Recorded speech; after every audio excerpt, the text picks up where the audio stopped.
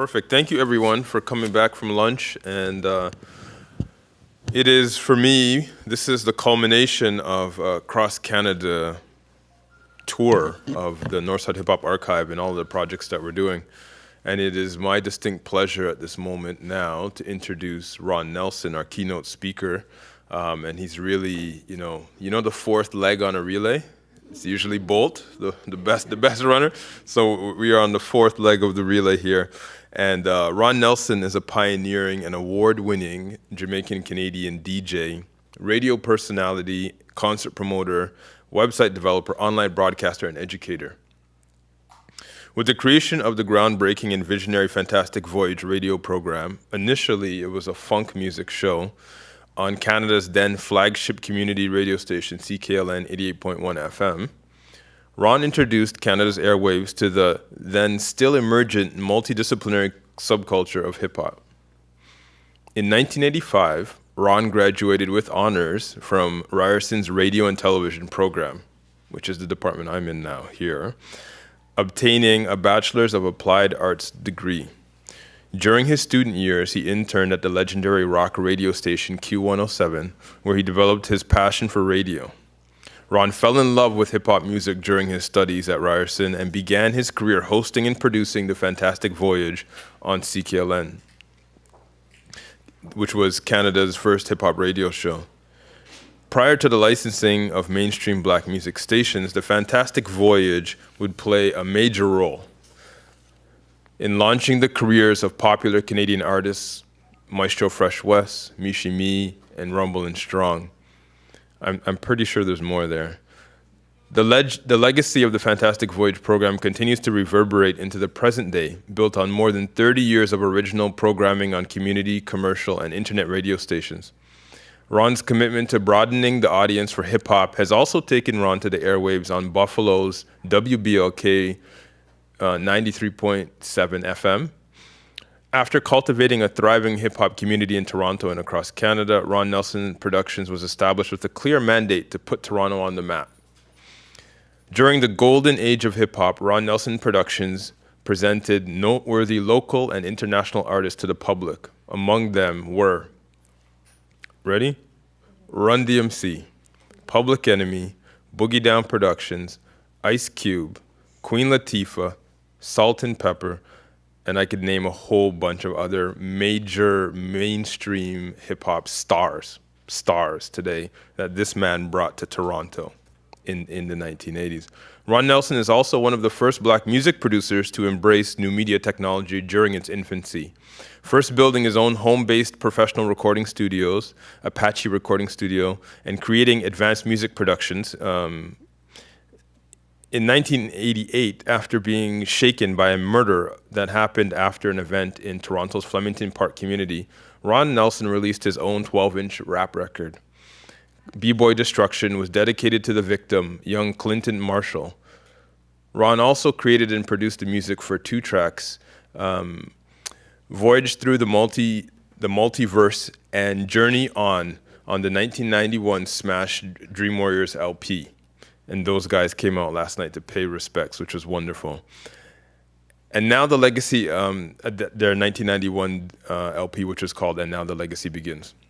Since 2003, Ron Nelson has lectured at York University, a very popular professor there in the Faculty of Fine Arts Department of Music, where he teaches contemporary black urban music. In addition, he is heavily involved in the Toronto reggae scene now and the dancehall soundclash community as a leading concert promoter and proprietor of acclaimed website reggaemania.com and Reggaemania Radio. His contribution to the development of the dynamic Canadian urban music scene remains vital. Ron is a true visionary and a trailblazer, and help me welcome DJ Ron Nelson.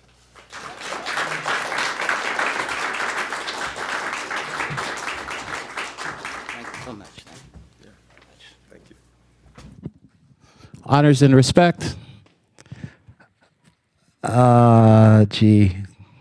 So, first thing is I'm very overwhelmed by all this attention, and it goes back to the same old thing. You know, when you're doing all these things you don't really know you're making history, as they say. You don't really know that when years go by and people grow up and mature. I'll tell you what I mean. Back in the days when I was doing my thing, I was telling someone this yesterday. You know, it wasn't always like it is today. You didn't get a lot of love. You got a lot of hate, a lot of fight. People used to come up to me all the time, say, "Ron, man, nice show, but you talk too much on the radio, man." You know, everywhere I go, and at one point you get so popular that when you go to do a school dance somewhere, you know, you get a bunch of kids from other schools trying to get into that school dance because you're playing there, and if they didn't get in, then 4 or 5 of them would surround your car and start shaking it up and as if they're going to turn it over, and you'd come back after the dance to put your records in the car and you see your tires are slashed. Jane and Finch people, you know what I mean? Like, I remember those school dances. But the funny thing is that today, now that I'm, you know, so I think they printed it, I'm 54 years old now. If I go to Scarborough Town Center or any mall and I see a brethren, I may not know him.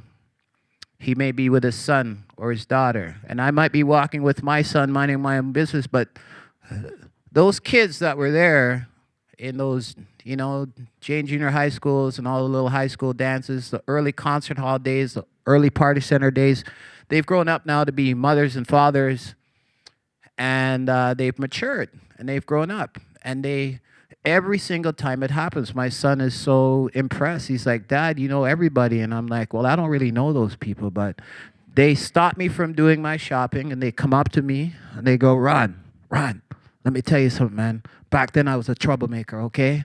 But I really appreciate what you did, man. Yo, I'm just saying respect now, man, you know?" And it means everything to me when people, you know, give me that love. And even though it's taken all these years for them to come around, the one thing that they all say is that those times are special. You can't bring them back. They cannot be regenerated, reinvented. That was a once-in-a-lifetime experience where you see the dawning of a new kind of music, which was hip-hop. And being there to experience the birth is like, if you're a father, it's like being there in the delivery room when your child is being born. And it's like a miracle.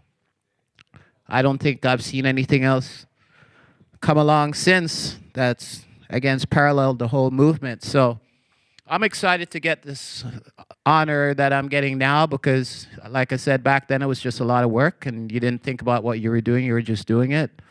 So it's nice to get a little love, especially when you're live. Usually legends or you know, someone always say, show a man the respect when he's alive, not when he's dead, you know what I mean? So even though this whole thing is making me feel like I'm going to die soon, but I'm just saying thanks to Mark and for having the vision and all the people that are connected with his organization and his movement. The irony I was saying to Mark is that, you know, I went to Ryerson. This is where I took radio and TV, yet there seems to be this disconnect.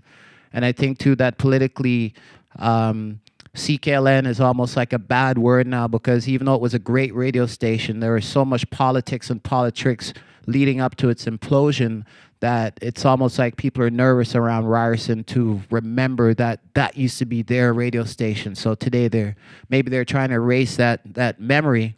But it truly was a great radio station because in 1983,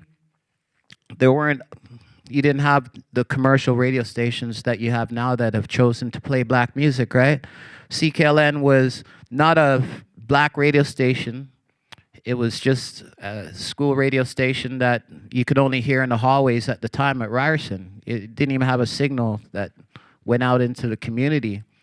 And little by little, things amplified. And when I got there, I just did my little part innocently. In Vic Park High School, I had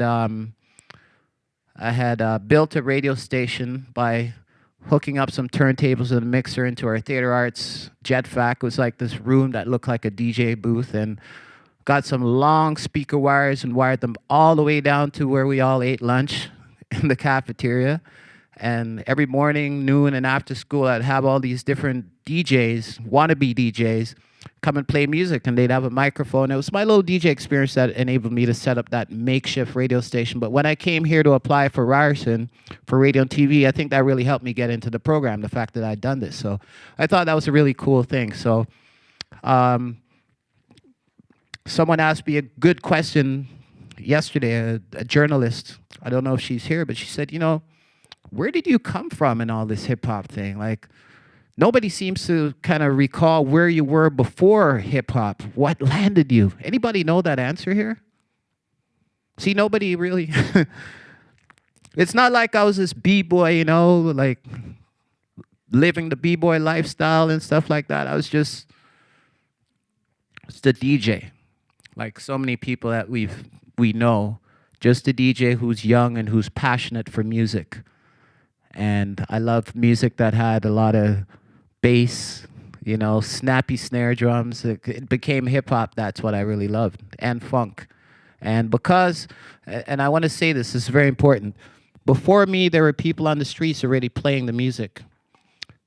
In retrospect, the reason why I'm standing here right now, the reason why I made a difference is because I was the first one, I guess, to take it to the radio and try and amplify it there. So CKLN deserves all the credit for having to help make me. Without that radio station, I couldn't have accomplished the things that I'm being honored for now. And I'm glad that they gave me that opportunity. And I like the fact that a community radio station, despite having a measly 250 watts, can have so much power and so much impact on people's lives. And again, people in this room have been coming up to me and saying, you know, if it wasn't for that show, if it wasn't for some of the things that you did, I wouldn't be in hip hop right now, or I wouldn't be doing what I'm doing right now. And every time I hear those testimonials, I just, you know, it just makes me feel really good that I've had an effect on people.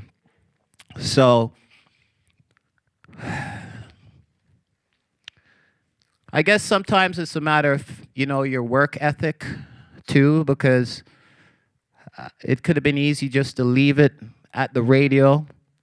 So one of the things that I'm like my mom. My mom likes to please people. You know, I like to please people as well. So when people started calling into the radio station and not only wanting to hear the music, they're like, yo, man, can we see some of these people in concert? I look around and there's no one doing these concerts. I didn't have the expertise to do concerts. I didn't have an office, you know, it's just kind of, when the phone rings, I get up out of bed and I'm sitting there in my bedroom using that as my office all the time. Started doing these shows little by little by little, one by one, and seeing the smiles in people's faces. Next thing you know, it's Ron Nelson Productions. It's born, and we're doing concerts.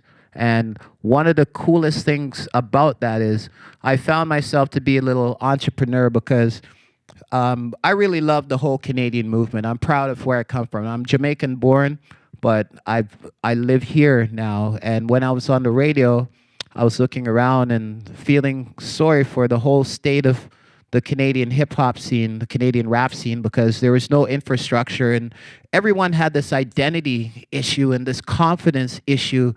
A lot of people were talking. I put out a record called B-Boy Destruction, but one of the reasons I did it was to be in everybody's face who was talking and who was rapping and who was running off their mouths about being the best rapper this and the best rapper this. But guess what? They were putting money into their clothes, their shoes, their houses, their girlfriends, their cars, but they didn't put out a friggin' record.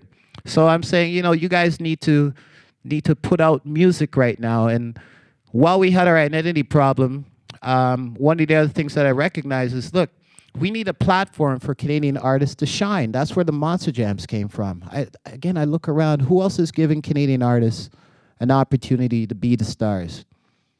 So if you put a whole bunch of Canadian artists on stage, sometimes they don't draw. You only get like 50 people coming out.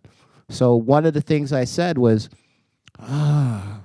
maybe if I can bring some of these American artists up here and put them in concert, then Canadian artists can not just open for them, but we should have them battle against these American hip-hop artists. And that way we can get on the map that way. And it might have been, you know, a little premature for me to be thinking like that, but it actually worked. I think it actually worked. Because when America came up, they saw the quality of artists that we had. They saw that it was a real hip hop territory up here. And it was just a beautiful thing. We kept trying to do that all the time. And eventually, again, years went by. And because of consistency and hard work and determination and focus, we started to like build a scene, I guess, build an industry. And when I'm talking about a lot of hard work, it was a lot of hard work. It was a lot of not just doing a radio show and leaving after that, but in order to create a brand and promote it and establish it, it meant a lot of nights where, you know, guys like DJ X and Mastermind and their girlfriends, these were all people who used to get in my car at 10 o'clock at night. I'd have 4 or 5 people in the car, and we would have 2011 by 17 flyers, posters, we call them, and we would literally drive from Markham and Finch all the way past Jane and Finch, and every major intersection that has a set of traffic lights, I would stop the car, X and Mastermind would run, do one intersection, they'd have their scotch tape, lamppost here, lamppost here, all 4 corners of the intersection. Had to be full of posters. Get back in the car, next intersection. That would be Finch. You do Steeles, Finch, Shepherd, Lawrence, Eglinton. By the time you finish those 2,500 posters, you've got the whole city postered up. And hopefully the police don't catch you doing that stuff too, right? Some of my friends were real ill. They got wallpaper glue out. And you get to a TTC bus station, they put wallpaper glue all over the TTC thing and slap the poster out. Okay, Ron, let's go. You know? Whole bunch of stories like that, man. You'd be surprised about the quality, thrust. There's so many names I can name. They were in my car. So sometimes we had 2 cars going at the same time. And I studied this technique from watching the whole, we called it at the time the Geno scene, you know, guys like GQ, Supreme Team. That's how they did their thing, and they were making lots of money. So I thought, hey, and the reason I'm saying this is because, again, I was just this guy. Nobody recognized me. Nobody hired me. Nobody said, hey, we're going to market and brand you. I knew nothing about all that stuff back in those days. All I said was, this is what I'm going to do. I didn't wait for people to say, that's a good idea. You do it.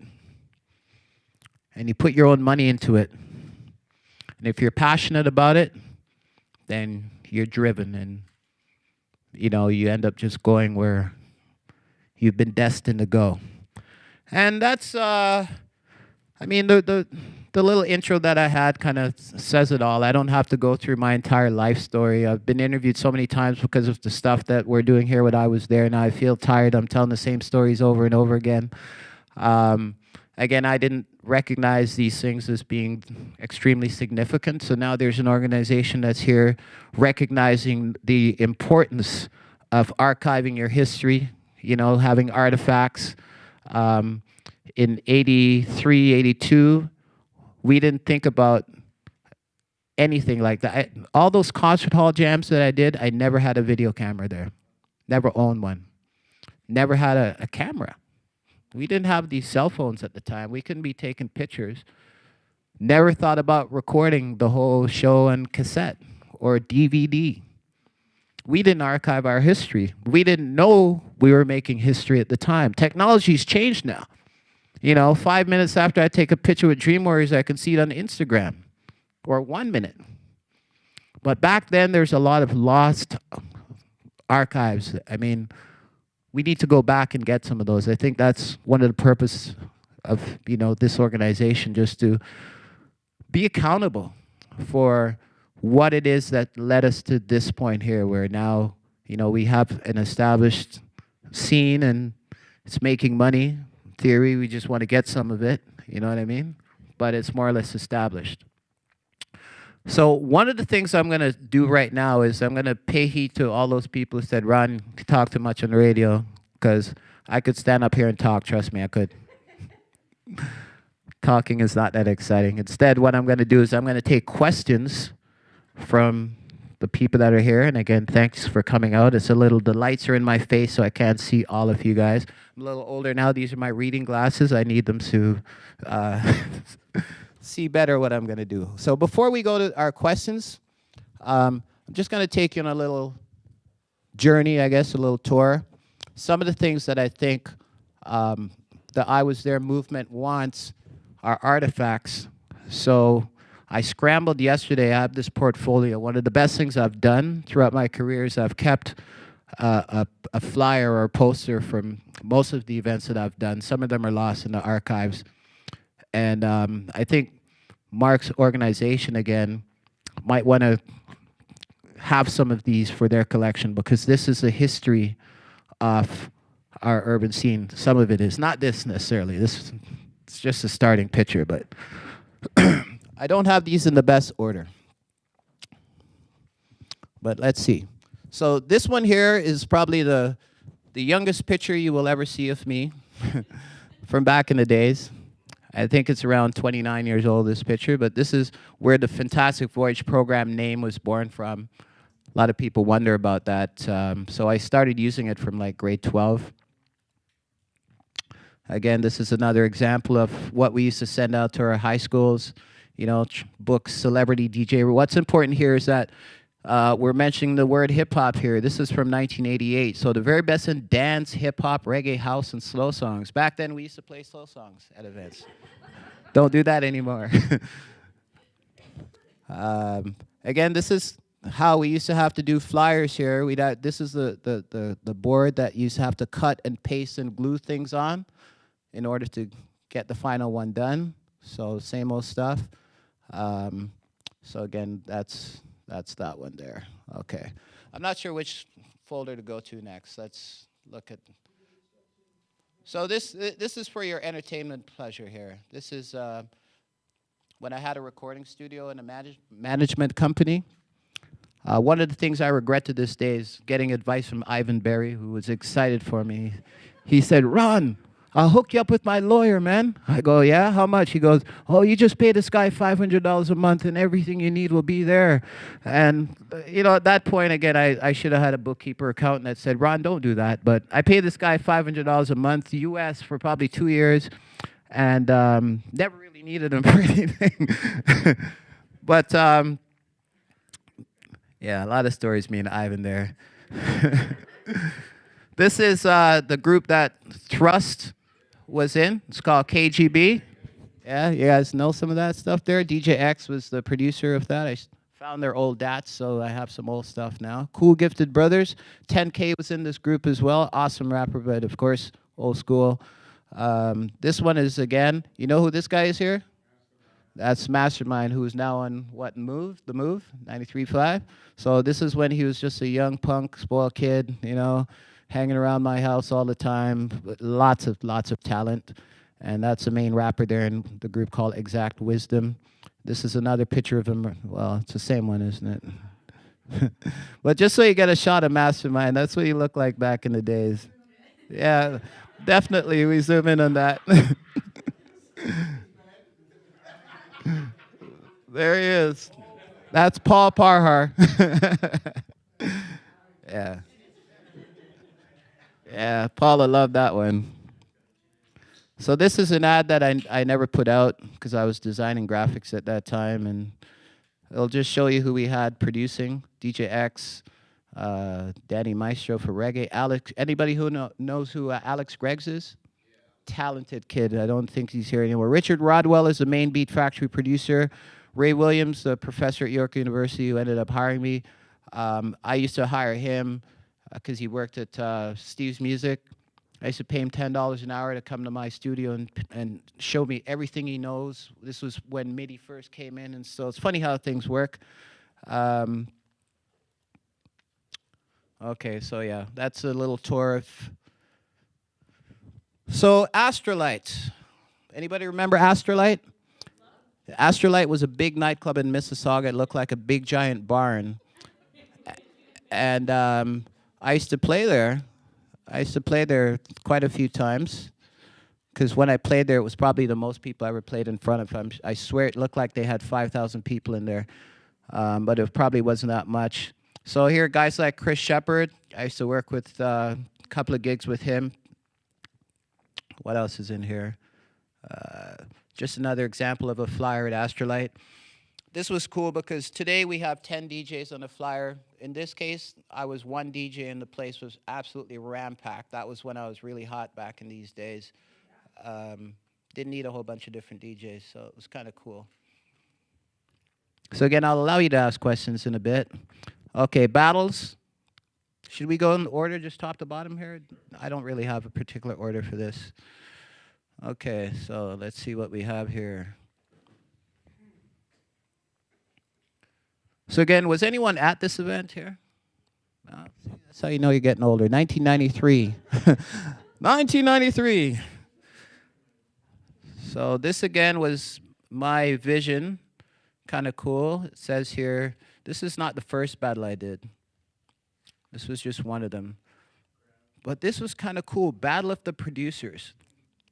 Now, nobody thought I could pull this off. For your information, this event was the most packed I've ever seen the Opera House. And it came out of nowhere. Like, it was so rammed packed. I still remember how packed it was, which is good when you're a promoter. But yeah, check this out. People are producing beats, and they're bringing them in on what format? They brought them in on, what? Did we have CDs back? Was it cassette? I think they brought in DATs. Was it DATs? Yeah. It was crazy, but it was one of the first events of its kind. I didn't have an event to pattern it after, and people literally were in the audience, and a producer would come up, press play, stand there, and the audience would go, whoa, and it was like, I mean, that's normal today, but we never seen that reaction before. It was the first time. So yeah, guys, these guys, some of them went on to do stuff. Too Rude is rudimental. First Offense are the people who produced Maestro's Fresh West's record.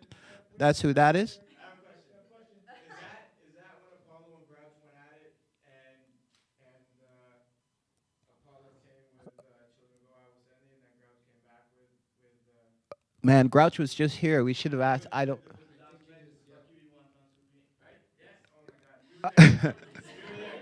That had to have been it. Yeah, these were some exciting times, man. S. Blank was one of the producers out of Flemo that was really representing, doing a lot. Phil Cole was probably the most decorated producer at this point in time. I'm not sure what Phil is doing right now. Cougar and Blast, again, Beat Factory products. Blast is still producing to this day. Cougar is still doing his poetry. I believe, again, we don't have enough time to talk about every one of these. Battle of the Dancers again. Anyone know who Shadow is?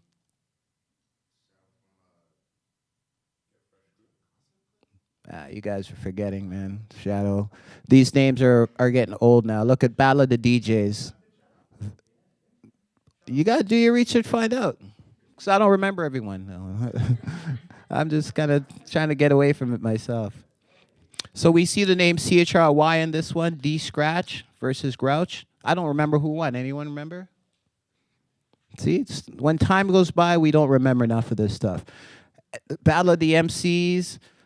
Again, man, it takes a lot to put together something like this. Hosted by Mishi Me, Farley Flex, John Bronski. So again, the power of community radio. All these people representing. Yes? Team? Yo, I see you have a team.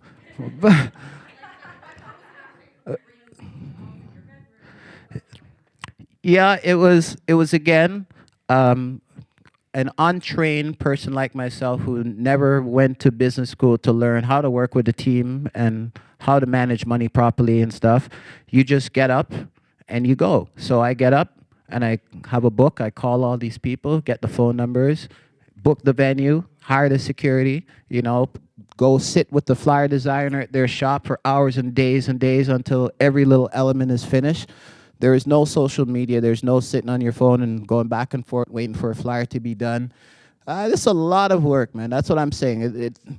It was a lot of fun, but when I look back at this now, I don't even know how I did this because it took a lot of conviction. I know the workload that's involved in doing something like that now because right now I'm doing a reggae sound clash and there's 30 sounds involved over 3 different nights, and the complexity of it is something that normally a team stays on top of, but I do it all myself to the most part because That's what I love doing. A bit of a control freak too, maybe, but if I do it myself, then I know I can do it right. About this.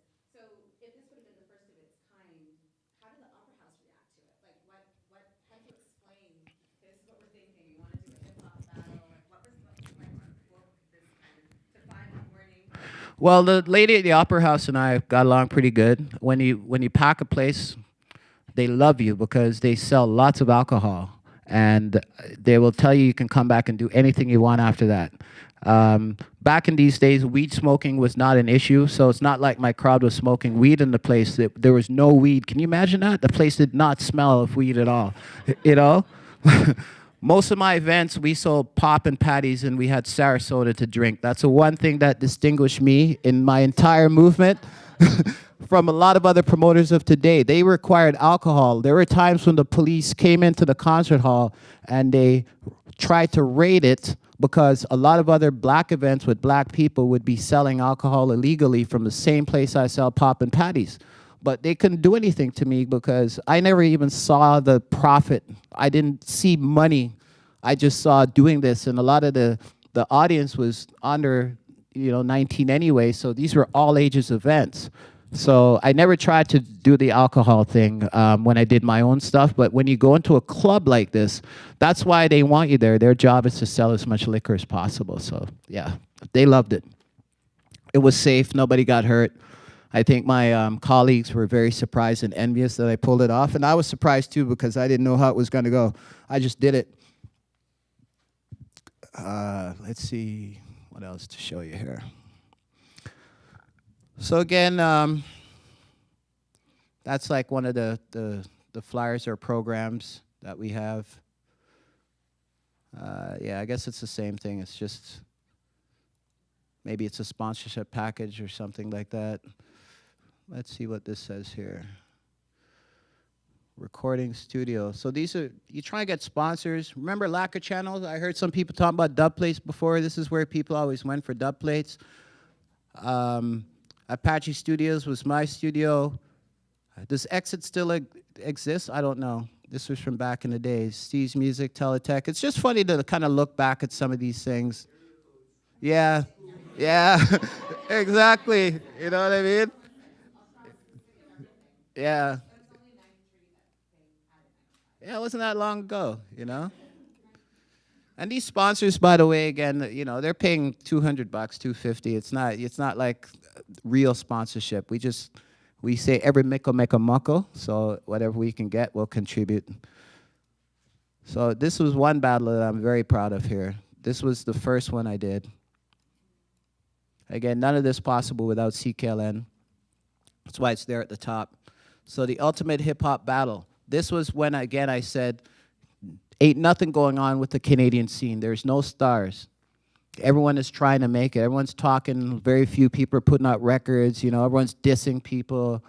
But we're fascinated with this whole hip-hop thing. And I'm frustrated because all these rappers are coming to me. My studio is busy every day. I'm charging $40 an hour. And I'm booked like 8 hours a day.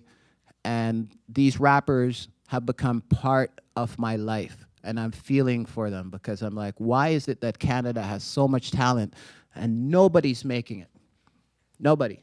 Not Maestro at this point in time. We didn't have anybody making it. So what we did. We broke down the elements. I said, let's bring Biz Marquee here and put him up against some of our most famous human beatboxes. And battle of the female MCs. These Fly K and Mischievous C, they might have been forgotten a little bit, but they were representing back in the day. I think Mischievous C was from Kilowatt Sound Crew. And Fly K, she used to hang out at Leslie and Finch. That's where she was. But they went up against Roxanne Shante. And the battle is like the biggest thing back in these days because no battle had ever come to Canada before. It was a word that we threw around, something that we saw in movies or read about or heard about, but a battle had not come to the city before. Same with Battle of the DJs, Battle of the Street Crews. You got MC Rumble and Force here. And Jam On Strong. I'm telling you, when you saw a show like this, you had chills in your body. Come again? Oh, zoom in? I'm sorry about that. Let's zoom in. What year is this? 1986. Who was there? DTS, you were there. Yeah, Sunshine Warren. Very expensive compared to Schick Dynasty, yes. But that's why I dealt with him. So again, this is back in the days, man. Cut So Fresh, DJ Devour, Cutmaster DC. Cutmaster DC is a guy, I'll show you a flyer with him on it later on, but he was a guy that when he performed in Toronto, he used to have on a very expensive suit, very expensive shoes, rings on all his fingers. He looked so rich and flashy, and he was a pretty good flasher as well. Scratcher as well, sorry. I said flasher.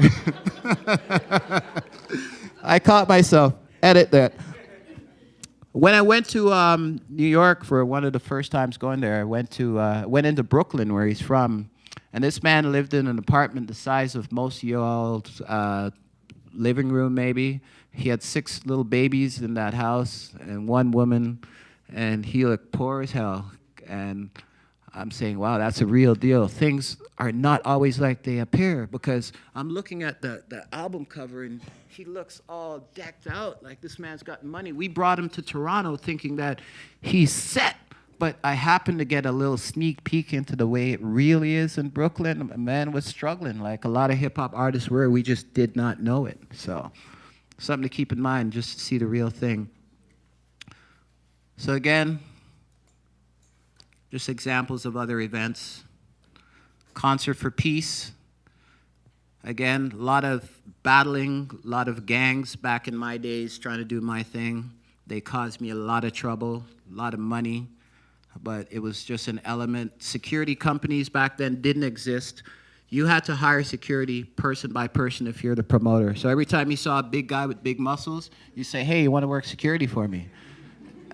And the big guy with big muscles doesn't always work. There's one time the Regent Park posse came down to concert hall because, I forget what the reason, but oh yeah, they came down to concert hall, and one of those big guys with big muscles was at the door. And I had hired him, I was paying him to work security. So I'm standing behind him, and he sees the head of the Regent Park gang, and he says, that's a guy busted in last time and broke the bottle. And I'm like, oh yeah? So I step in front and go, you're not coming in. I didn't know if he was the head of the Regent Park guys or not, but he's looking at me saying, what? What the fuck you talking about? What do you mean I'm not coming in? I go, you're not coming in. My friend there, he said you're the... I look around, the guy's gone. The guy's gone.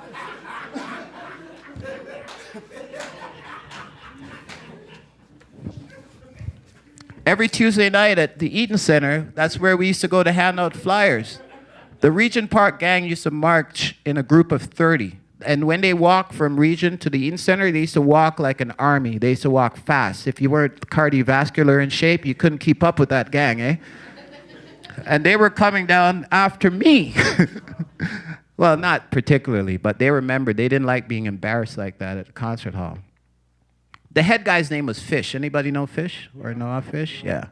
Fish ended up having a little respect for me. I don't know what happened, but again, your notoriety helps you, because when he did catch me one-on-one down there, he said, Ron, goes, I like your radio show, you know. I'm saying, you're talking about a radio show? I thought you were going to kick the hell out of me.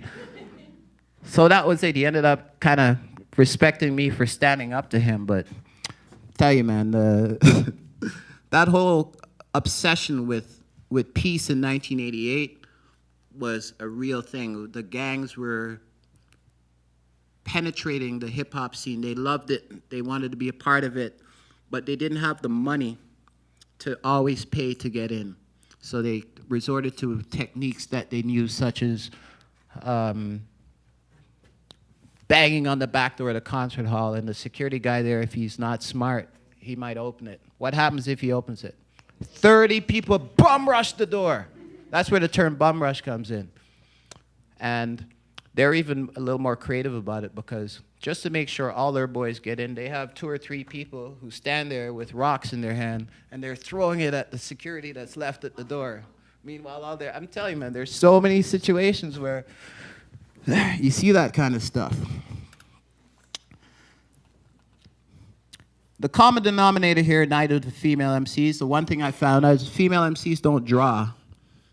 People don't like when I say that, but you don't, for whatever reason, there's this thing in hip hop where if you put, 10 of the best female MCs at this concert and 10 of the best males at this one, it's going to be almost like 2-to-1 in terms of turnout. And that was consistent throughout my career promoting. Just going to move this up a little bit now. There you see the original vision. That's the way we did it. New York invades Toronto. And we use CKLN again to push those vibes to the people. The only problem I had with this show, I should have charged more money to get in. It was a big undertaking. We're all nervous back in these days about how much money to charge. Because again, we dealt with an audience that was, fairly young. So B-Boy Destruction. Again, I played the record last night for those who were there. I actually performed the record at this event.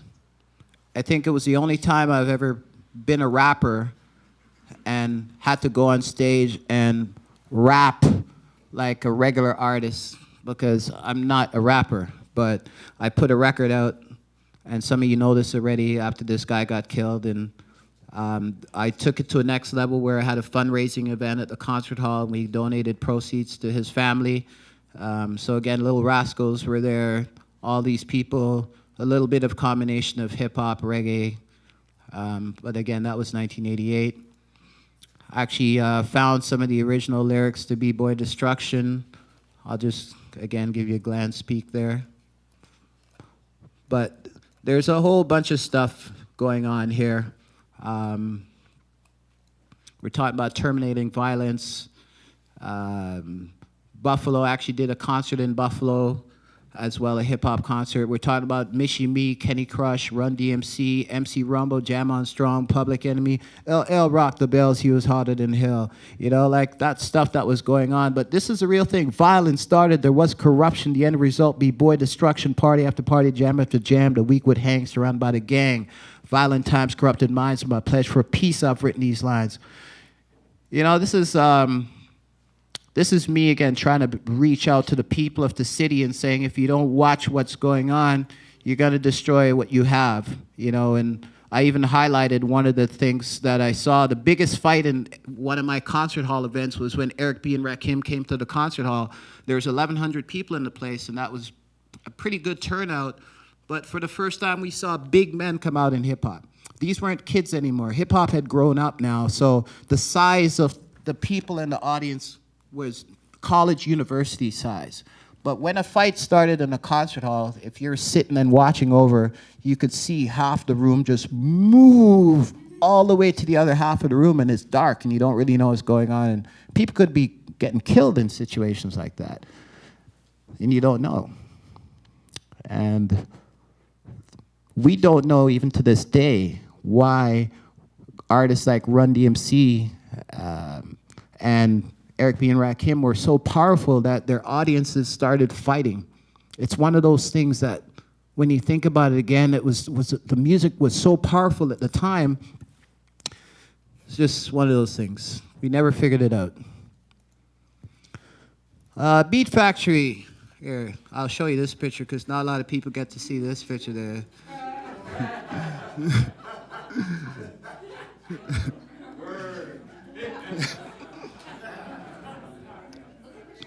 There's Michie Me. Look where her hands are. I don't know who the photographer was. Yeah, both hands, that's right. That's K-Force. K-Force was probably one of the most talented rappers Toronto ever had. He lives in New York now. He's producing. But he was an inspiration to Michie. He wrote a lot of her lyrics. He gave her all the inspiration she needed. He was like a coach. He's one of the heroes of Toronto's hip-hop scene that is probably not going to get proper recognition, partly because he doesn't live here anymore. But he was so good, this guy. He was so ahead of time. He was on point. My last memory of him was when he was trying to, him and DJ X had a beef, and he actually came down to the radio station, and he was running down to strike a fist. And I got in the middle. And I'm going, Sean, man, calm down. What the fuck, So eventually he calmed down. But If I wasn't there, he would have lost it. Who's this guy again? Who's this guy? Which one is LA Love, the DJ? Him, right? Yeah, yeah. He would hate me if he knew I was showing you guys this picture. Yeah. But yeah, yeah. It's missing me who this guy is, but I should know. I should know. K-Force coined the phrase T-Dot. Oh, did he? Ah, good to know. Next time I talk to him, I'm going to give him that little bit of credit there. I don't know who has this comic book. I put this on Instagram, but this is the Dream Warriors comic book. I don't know who designed it, but it's a collector's item. One day I hope to sell it for a lot of money. This is the back page. Again, these guys were there last night, so it's kind of an honor. If they were here today, they'd see this. This is just a scoop of what the inside looks like. You see HMV no longer exists. Again, these are all things that show us the timeline of hip-hop. I never took pictures when I was doing concerts. You guys know this guy? What's his name? Damn. So you all remember HDV. Yeah. HDV was one of the coolest characters I've ever known. I think in real life, this guy was a pimp, you know, in real life. That's what was fascinating about it. Ivan Berry couldn't quite know how to handle this guy. But HEV got a record deal because the record label at the time, ISBA, came to me and said, who should I hook up? Who should they hook up? And I recommended him. And, you know, he did all right for a little while. And, of course, yeah. Public Enemy, what can we say? We know that already. All right. I'm going to try and move fast so we can get some questions in. Club Z, this will be very swift here, but anybody know Charles, the one that owns Rebel, owns Cool House? He owns so many things. Charles Caboose, something with... Okay, so no disrespect, but I used to do business with Charles all the time. He actually offered to sell me Club Z. This was the last club that he owned before he moved into the Cool House. At that point, he would have sold it to me for $70,000. And I thought, that's a lot of money. I'm chicken. I don't want to be tied down to just one club. I'm a mobile DJ, et cetera. But I remember a lot about Charles. Charles liked me. He gave me a good break by working inside that venue. I remember his work ethic. Before he was getting his license for the Cool House, he went and paid like $6,000 worth of parking tickets. He gave me a lot of insight into kind of how the business works, man. But he was just a little guy at first. Whenever he had an event, he'd get his entire crew of Club Z to put on Club Z t-shirts, and they'd walk from Young and Bloor all the way to Young and Front, handing out flyers to people as a team. And he was just a different guy, a visionary, but he gave me a lot of opportunity to do some things inside his clubs. Me and JC from Sunshine, it was an honor to play with JC. Again, that's Mastermind here. This is the evidence again. Mastermind is Ron Nelson. I did not want to use my name, Ron Nelson, and DJ Mastermind liked the name so much, one day he just took it, and I'm like, what are you doing? He goes, I'm keeping it. I go, but, there's nothing I can do about it. Now he's known as Mastermind, which is cool. He's my friend. I like him. Coming up with names have always been one of those good things. So again, me and Scott Turner had a relationship. Scott Turner is now at The Move. I think he's program director there, working with Mastermind. So see what a small world it is. And again, we're in this new wave era. That's why this is a poorly designed flyer to most people. But when you have 2,000 of them on lampposts around the streets, people actually look to see what's going on. So, yeah, same old stuff. Just a little altered waves in this case. This was me again trying to come up with a name after Mastermind stole that Mastermind name. Okay, we'll quickly go through this. Okay, Ron Nelson, JC. And I even had a little experience at the Twilight Zone. I played there for a little while. So I like all kinds of music, including, you know, that stuff. But that was a short-lived experience. Contracts and writers. Not really much to look at here. I'm just going to explain to you, again, I went back in the diary a little bit. So this is some of the things of keeping organized. So I'd be looking ahead, oh, Queen Latifah here, Public Enemy here, Ice Cube here, Special Ed here, Used to play 23 Hop, Maple Leaf Ballroom. I found that I'm kind of like, hey, that's kind of cool, because I forget a lot of that stuff. The Public Enemy writer here. Let's see, how much did I pay Public Enemy in concert here? Let's see what I paid for them. 15,000 US for Public Enemy. $2,500 bonus if it's a sellout. Isn't that interesting?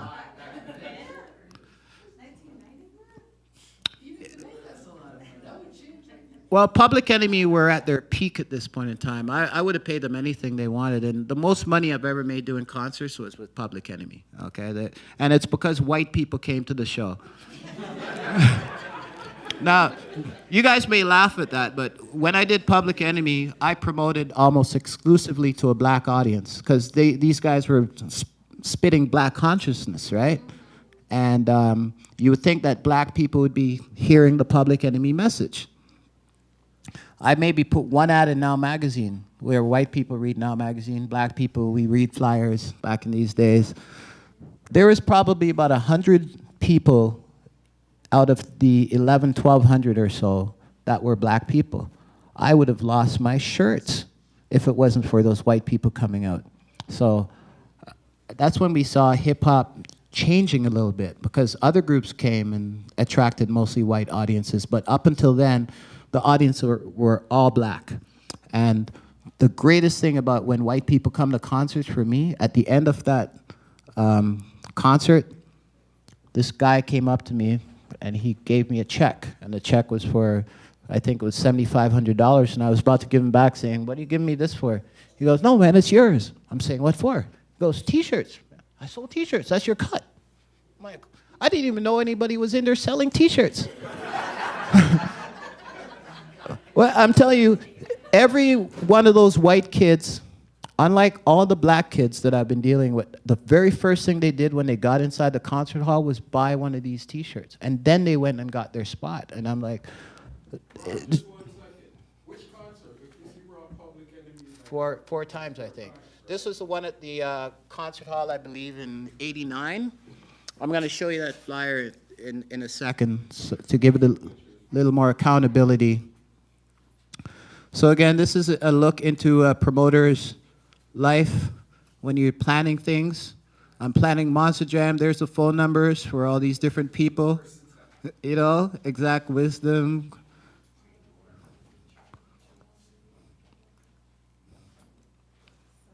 Shakim Shabazz, eh? Poetic Just. Superior J. Anybody remember Superior J? She was the dopest female MC, one of the best that Toronto's ever had. Ever. Wicked, wicked artist. Is she? Good to know that. And what about Deshan? Deshan is a preacher now in the States. Yeah, but Deshan, believe it or not, yeah, she's a preacher, but she was also probably one of the best, top 3, I would say, female artists that Canada ever had. But, you know, she left. Which one's this? Roxanne Shante, $2,500 US. Is that what I paid for her? That's cheap. Yeah. But yeah, there it is, Roxanne Shante from back in the days. Let's just quickly look at this again, because most people don't get to see things like that. Okay, so this says... Is that a visa? Did you do a visa? Like, did you have to do like any type of immigration? Yeah, everything. And you had to do it all yourself, too. I actually went to Scarborough Town Center, created the work permits, dealing with those immigration people, and then you go to the airport in Buffalo yourself. You pick them up, you put them in the car, you drive to immigration, you kiss ass with immigration yourself, you drive them to the hotel yourself, you pick them up from the hotel yourself, drive them to the concert hall yourself. I didn't know how to delegate very well. There was not a team back then. That's why some of this stuff is amazing. Right now I'm planning to teach a course on how to promote in the urban industry, and it's because I've done everything, A to Z. So it's all up here, but today when you rent a venue, they do it all for you. I keep saying that all the time. So it's all good, times change. But $2,000 US for one show, and this was for Boogie Down Productions. I can't believe I only paid $2,000 for BDP. Look at that. Amazing, eh? They just wanted to get out of there. They're sitting. Well, I have a lot of stories with BDP. When they were so broke, these guys, Boogie Down Productions, they actually stayed at my mom's house. My mom had to cook them food every day. They had no money, man, and it was, I think Ivan wanted them to work with Mishimi at the time, so I had to help Ivan out too by giving them a place to stay, and they were like the nicest people, very mannerly. They were so humble because they didn't know how big, this is when Scott LaRock was alive, right? So they didn't really know what was in store for them. They just knew that something magical was going on, but it was part of that innocence. Again, too, I was there when they got phone calls from their brethren in America just saying, hey, how you guys doing, man? I'm just checking on you. Is everything good?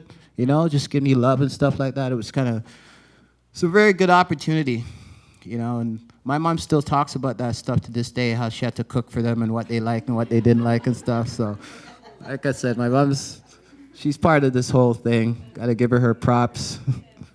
Yeah, I gotta give her props. Tim Dog, anyone remember Tim Dog? I don't have the flyer for that one. That's one flyer I lost. What did we pay Tim Dog for this? $1,000 US. That's all he was worth, just one song. Yeah, only had the one song. So yeah, it didn't make sense paying any more than that. Special Ed. I saw Special Ed just about a year and change ago when he came up here, except he's an old man now. I'm like, yo, Special Ed, you remember when you came down here and stuff? He goes, I remember you, but I think he lied. There's no way he'd remember me from back in those days. But this was the first time Special Ed came here. That's $6,000 US at that point in time. I'll show you that flyer afterwards. What's that one for? Let's see. There's only one or two more left here. $6,000 US. That's probably still the Special Ed one. Yeah, there's, yep, Special Ed.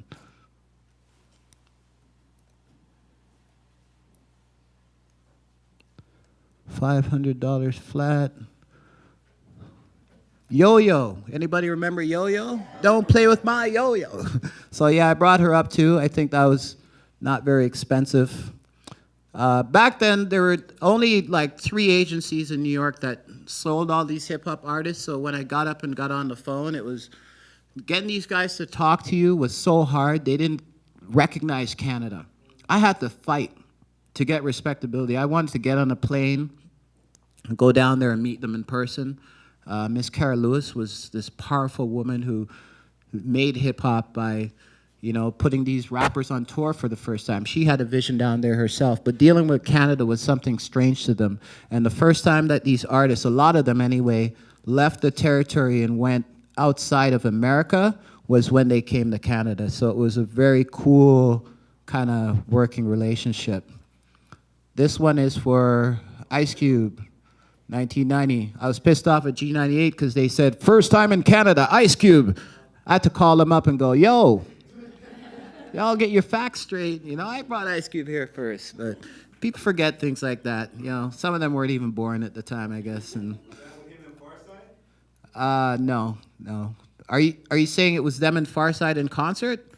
No, not at this point. It was just Ice Cube. $4,250. That doesn't make sense. I'm sure I paid Ice Cube $8,000. Yeah, that was the deposit then. Yeah, the embarrassing to me about the Ice Cube show is that at this point I was so busy being a concert promoter, I didn't even see the artists that I would bring sometime. I would delegate people to pick them up, drive them here, drive them there. And there's one time I got on his tour bus, and I had to pay the manager some money, and there was this guy in a hood that was walking down the hall, and he tapped me on the shoulder. He goes, yo, what's up? And I goes, what's up, man? Who are you? He goes, it's Ice Cube, man. I'm like, shit. That was an embarrassing moment, but yeah, I bigged him up at that point in time. O'Shea Jackson, all right. And is there any more? Big Daddy Kane. You guys want to see that one for a second here? Big Daddy Kane.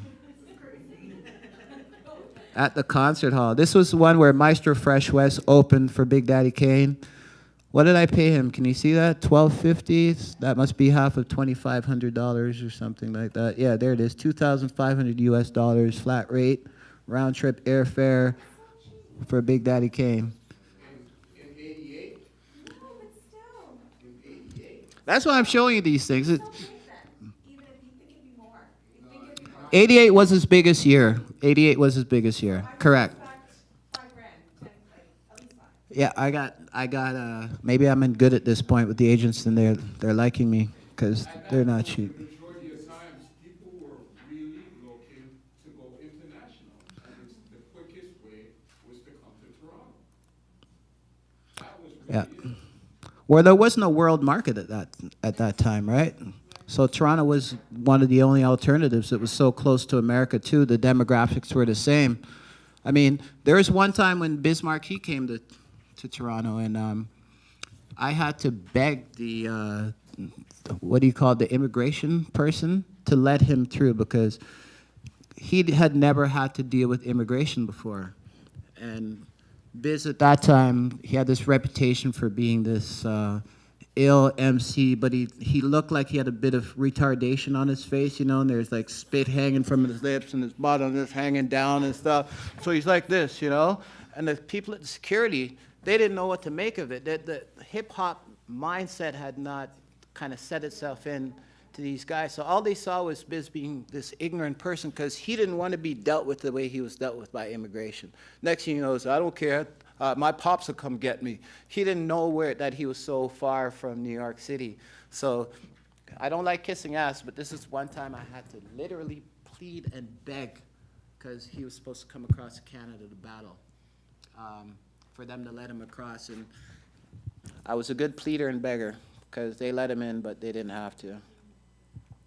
Okay, I'm going to just go through this one quick without commentary. I've done a ton of dances, but again, it gives you a glance into what old school flyers look like and the campaign of Ron Nelson Productions. Again, Astrolite. This is not LL Cool J at Astrolite. This is just me playing at Astrolite. That's what we use as a flyer. This is a bit deceiving. You couldn't do that today. Back in the days, you could do it. Street Beat was the first group that Ivan Berry manages. If Ivan Berry ever tells you that he was a hip-hop head, he's lying. He was an R&B head, funk head. He knew nothing about hip-hop, and when he saw the money that you could make from hip-hop, that's when he switched from his R&B shoes over to his hip-hop shoes, okay? So respect to Ivan, but Street Beat was his baby. That's who he cared about. And DJ Cash Money, of course, is probably the most talented DJ that I've ever brought here to this day. So again, just little things here and there.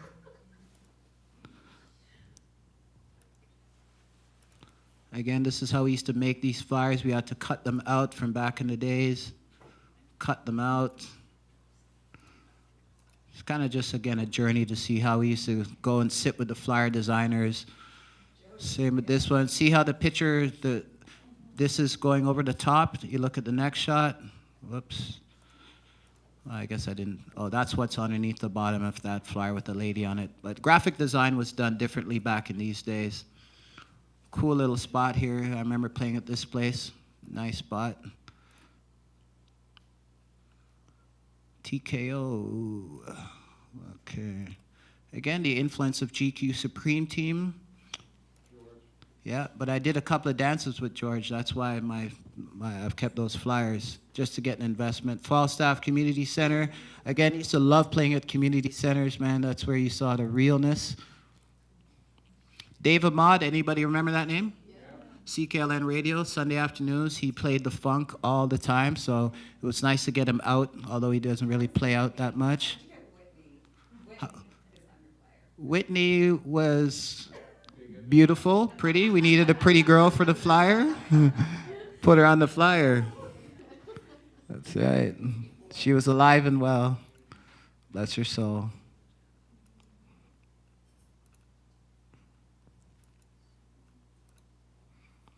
Again, just the dance. This was one of the most, I like this flyer from back in the days because it captured the feeling, you know. Didn't like that flyer. That picture is kind of weird, but it's all good. Be there for the Unlike Madonna lookalike contest. Come on now, crazy stuff. But again, these are all DJs, man, that will say that, yeah, we had a little bit of an impact. Flemington Park Community Center again. Look at the names here. Get Loose Crew, Fresh Force, Box That Rocks, Double A, Deaf and Ready. I mean, you guys don't know some of the Human Honk Box. Who the hell is that?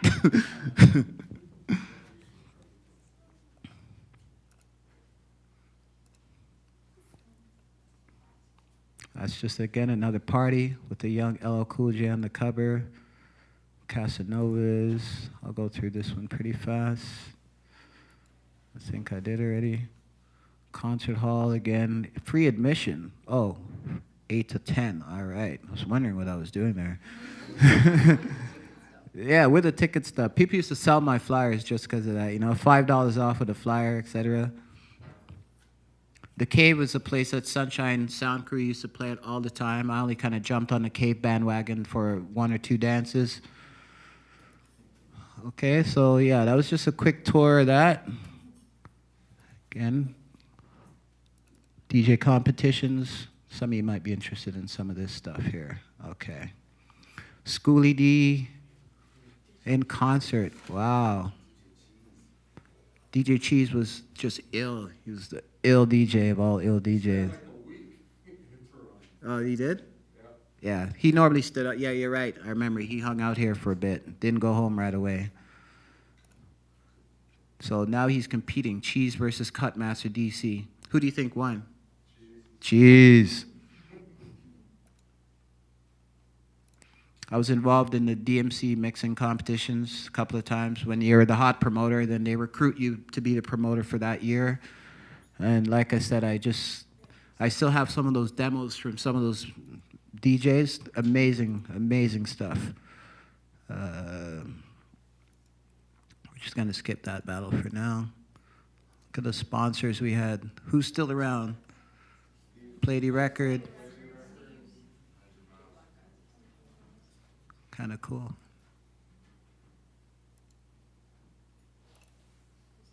More DJ mixing competitions. But again, do we recognize any of these sounds here? Roxy Beat, ABC, Star Sound, Dynamics. But these are all sounds that were running things back in '87, at least in the Geno market anyway. Here's another good examples of some sounds that were from back in the days in '87. Manifest Destiny, I remember them. Sound Rebound, they're from Eglinton and McCowan area. 12 Inches of Pleasure was another sound that I used to do business with a lot. 12 Inches of Pleasure refers to the size of the disc that you play. It's 12 inches, so you know. More competitions here. And yeah, this was one of my favorite ones. When I brought Cash Money, I believe this was in Flemington. Yes, the Flemington Park Community Center with Cool Breeze. If you've ever seen Cash Money, he blows your mind every time he performs.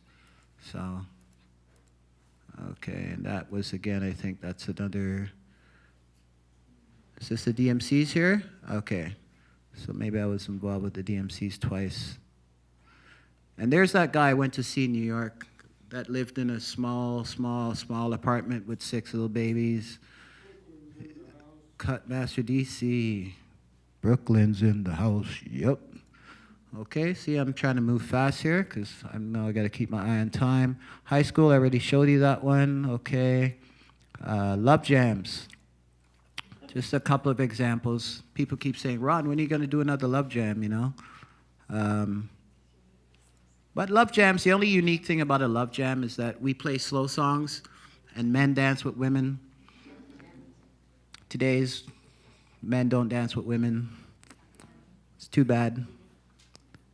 But here we got Baby Blue Sound Crew, Super Fresh Black. We see the reggae coming into it now, being a bigger thing than before. Again, a couple more Love Jams. Me and Dave Ahmad, I forgot about that one. And we'll just move past that folder. Monster Jams. Okay, now these aren't in any order.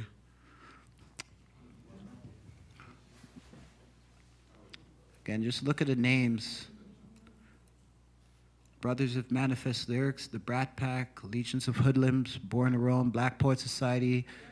Who's around from all this? Ghetto Concepts in there, MVP's in there. You know, Enough to Rock, DJ X, King Turbo, all ages. So 1993, Mobb Deep, the big stars there. Let's see what else. This Monster Jam goes back to 1986. That's what our flyers look like back in 86. See the Pepsi logo here? They were a sponsor. Those guys gave me like 100 cases of Pepsi, and they left them at the airport on a slid for me to get. Didn't have a van. I'm like, screw you guys, give me Pepsi for a sponsorship. I wanted money. They gave me Pepsi. It's tough to get sponsorship. One of the coolest things that I did, though, was, where does it say here? We had Toronto's first LL Cool J lookalike contest. And the winner of that happens to be, what's his name? Slingshot from King Turbo won that one. King Turbo has two selectors. There's Ricky Turbo, and then there's the other guy. So the other guy had a big afro, or I forget how he looked at the time, but he won the LL Cool J lookalike contest. So it was kind of cool. We talk about it to this day. See, it says Poppin' Patties on sale all night, guaranteed television coverage. Can you imagine putting that on a flyer? Ooh, the media is going to come to a hip-hop event. You know what I mean? Like, all these little things that can work for you. We try and make it work for you. So again, same thing. How do you auditions held? So we actually 5-minute auditions open to all DJs and crews with a professional attitude if you want to make it into a Monster Jam. And we used to do that. We used to promote it on the radio show, and right after radio show, just put things into effect. Now the Monster Jam, look at these names here now. Again, how long do rappers last? Canadian rappers, how long do their careers last? Who's around? Nasty Howie, Georgie Porgy. Yeah, you know some of these names. Who's still around from here? Is anybody still currently rapping from this list? Because, you know, John Broskin missing me again. So we see Rap City mentioned on here, Much Music. Big up Michelle Geister. She was the woman who did the majority of the footage for all the hip-hop stuff. She lives in Jamaica now. She's probably got a lot of footage that we could use. But she was there. Ultramagnetic MCs, anyone remember them? They were dope. I remember you brought them to Driftwood the next day. Oh, did I? See, I forgot that. That's in Jane and Finch, in case you don't know Driftwood. That was our party after your party. There you go. There you go. So again, these are some of the names. Can you imagine a guy naming himself Jam Faster J? Wow. But he did it. And First Offense are the producers, again, of Maestro from back in those days. They were, I think, twin brothers, really different guys, man. They always used to speak like kind of slow, like, Ron, we can really do this, you know. And you didn't really need to talk to them. You just needed to let them go to work, because that's when they showed their talents. They were wicked teachers. Yeah, very wicked, very wicked. Love to do the scratch stuff.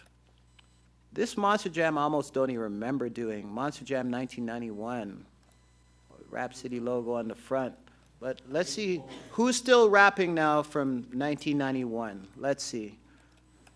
When I say the artists, if they're still rapping, then just say yes, okay? Bass Poet, Exact Wisdom, Superior J, Nasty Howie, Chase, MVP, Last of an Ancient Breed, Too Versatile, Melody, Poetic Justice, Ground Control, Project One, Kingborn, okay, nobody. Is that Chase from, is that Chase? There's only been one Chase, so it has to be the same Chase. No, this would have been, not in this year, would not have been Maestro. So Farley Flex, John Brusk, Scam, again, Scam was ill DJ, from White Guy too, like, whoa, you're wicked. Scamigan was part of my whole thing. He was on my team. I don't think he ever went and put up posters with us, but he was down with our program. What's this say here?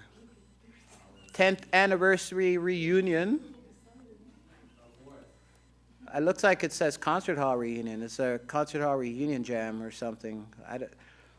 But yeah, reggae and hip hop. Phil Cole versus Blast. Battle of the Producers. Woo. Where did I put that? Oh, okay, good. Whew. I'm glad I didn't put that there. We don't need that.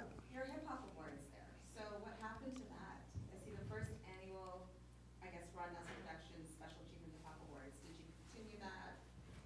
What happened? What was that? Honestly, I don't remember. Yeah, I probably tried to do too much here on one night. So maybe I gave away some trophies and stuff, but it wasn't really something that was done on a professional level of excellence, or else I would remember it, and I don't. So did we look at that one already here? Friday, October 28, 2008. Let's see who's on this one. Dream Warriors, BIE Posse, Unity Productions, World Domination, The Rascals, Cool School, Def 3 MCs, JD Vicious, I remember him.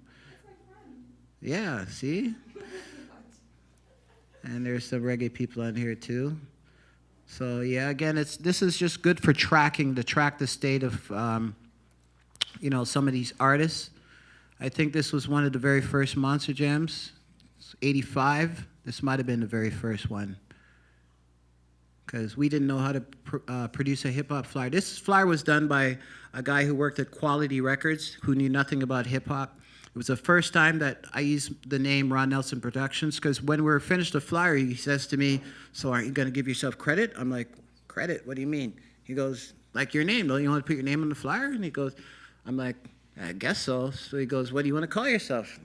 And I'm like, "I don't know, Ron Nelson Productions." And that's why it came on the flyer, and that's how Ron Nelson. I really wasn't thinking business at the time. See, courtesy of Quality Special Products, la la la. This was a time where rap was starting to get commercial attention in Canada. Quality Records was a label that put out compilations. They had an idea called the Kings of Rap. It was a compilation with Run DMC and Houdini and a couple of other people. And it's at that case where they hired myself, Maestro Fresh West, and Ebony MC. I was the DJ. Maestro and Ebony were the MCs. This was before he was Maestro, and we'd have to go to different malls and set our equipment up on the sidewalk, so when people are shopping now, they would hopefully hear the music and want to buy the record. That was the record label's idea as to how to promote hip-hop in Canada, because they didn't know how to do it any other way. And at this point, Run DMC was the only household name in hip-hop in Canada anyway. People really didn't know too much about what rapping was all about, so it was kind of cool. So some of the old school crews were representing right here. Maceo, City Crew, Kilowatt, Chic, of course, Sound Rebound, Paradise 2 from Brampton. I mean, this was when Monster Jams were not really about live artists performing or people on the mic. It was about the crews themselves. And this is an interesting one, too. I don't know if you've seen this one. Yeah, let's look at that. Look at all the sponsors. That's impressive there. I'm like, who sold those sponsors? I couldn't have done all that, but I probably did. I probably was the one who did it. But let's see who's still rapping. Choclair, Infinite, Citizen Kane, Thrust, Get a Concept, Cardinal, Socrates, Jellystone, Danny O, I Spy, Bed Life, Concrete Mob, Prodigies, I probably pronounced that wrong, Down to ERF, Black Eye, Syndrome is still rapping. I think he's Vancouver. YOK, hey Motion, what's up? Frankenstein, you bad? Yes, this was a different generation. You're right. And this again is the whole point, man. We're gonna if we don't archive some of this stuff, it will go down in the history books as forgotten. Forgotten. What year is this? It says it has to say somewhere on the entire flyer. It doesn't say. There's a clue somewhere. No, you've done it, eh? Okay. 108 would be a clue. If you could, because that went through several For real. pictures of names. Yeah. I know it is around 90s, the mid 90s. Energy 108 would be a clue. Yeah. And there again, there's another picture of Mastermind. They went through different brand changes, and energy was for a few years.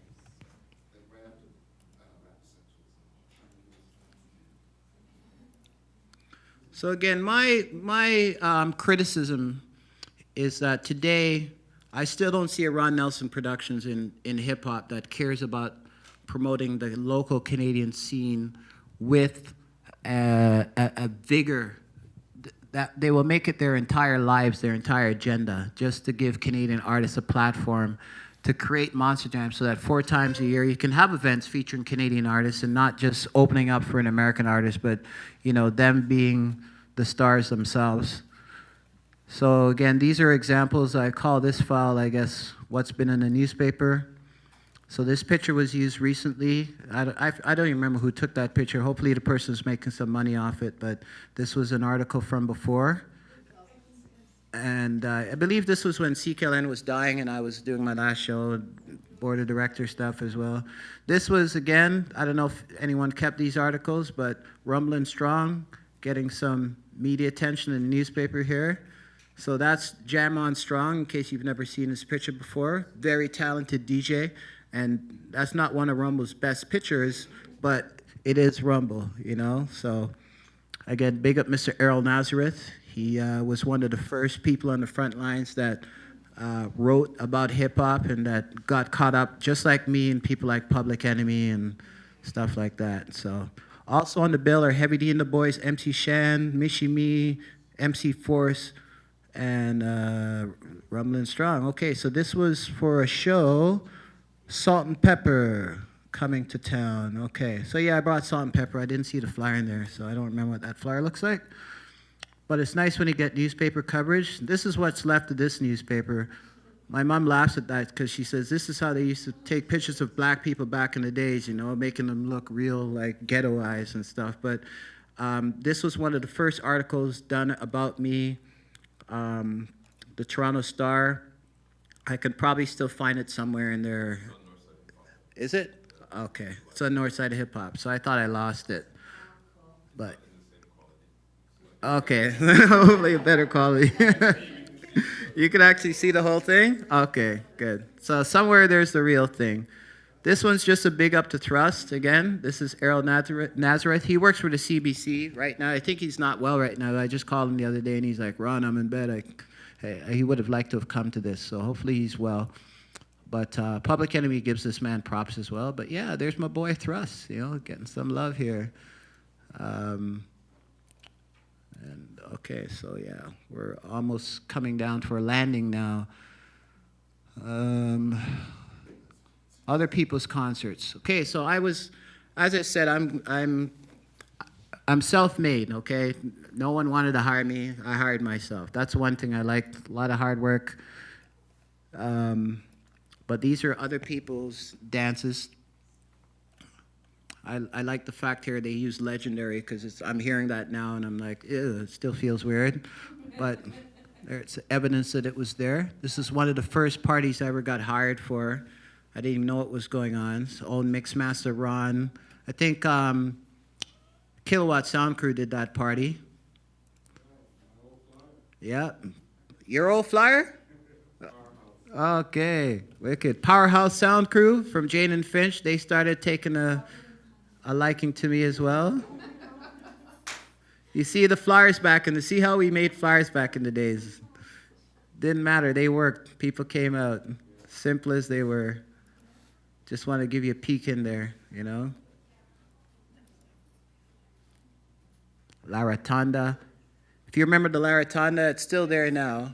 And when we had dances there, the roof, sorry, the floor used to literally shake up and down. It felt like the floor was going to collapse at any second, and that's what made the party even more hype.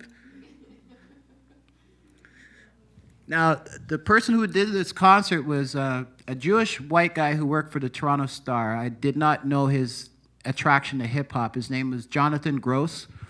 He was a writer there. He took a liking to me. And this was one of the first hip-hop shows that I ever went to at the Breakdance Theater in Regent Park, right in the heart of Regent Park during the gang era. At this event, my girlfriend at the time was from Jane and Finch. She still claims that she saved me that night because there was this guy named Congo. Congo, do you know Congo? Congo had a knife and he wanted to fight those guys that night. For whatever reason, he wanted to fight Houdini, and we wouldn't let him in the venue. And she claimed she went out and calmed him down or whatever and stuff. But I remember the guy from the Star saying, "Ron, man, are those guys crazy?" He's talking about the guy outside. And I'm going, why? He's going, these guys are from New York, man. They'd kill them. They're from New York. That's how impressed we were. Anybody from New York was a real gangster. You know, don't mess with New York people. Little did he know that Toronto's got its own gangsters too. But whatever, that's not what it's about. This was, I think, one of the first breakdancing events that I went to. I think I may even have hosted this with special guests DJ X, Ron Nelson, Anthony Bond. Anthony Bond. Anybody know that name? I do. Tell me a little bit about what you, in 1 minute or less. What do we know about Anthony Bond? Who is he? Why is he relevant to this conversation, DTS? He what? Oh, yeah. He eventually had a show on CIUT 89.5, and he became famous because one time he locked himself into the station and refused to be moved, and he kept broadcasting, right? Because of whatever politics was going on.